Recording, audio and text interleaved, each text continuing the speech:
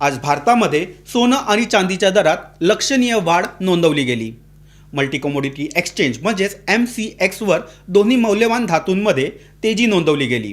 भारत आणि अमेरिकेतील नव्या व्यापार करारामुळे जागतिक बाजारात सकारात्मक वातावरण निर्माण झाले असून त्याचा परिणाम देशांतर्गत कमोडिटी बाजारावरही दिसून आला.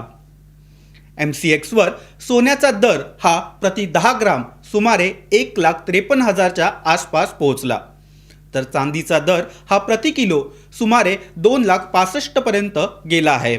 मागील काही दिवसांपासून बाजारात असलेली अनिश्चितता कमी झाल्याने गुंतवणूकदारांनी पुन्हा एकदा सोनं आणि चांदीकडे वळण्यास सुरुवात केली आहे.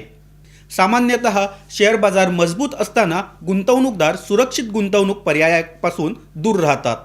मात्र सध्याच्या परिस्थितीत चित्र वेगळे दिसत आहे. अर्थव्यवस्थेबाबतचा विश्वास वाढत असला तरी चलनवाढ, जागतिक व्याजदर, डॉलरची स्थिती आणि भूराजकीय घडामोडी यामुळे सोनं आणि चांदीची मागणी ही टिकून आहे.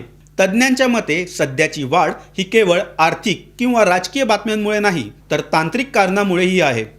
मागील काही दिवसांपासून सोनं आणि चांदीच्या दरात घसरण झाली होती.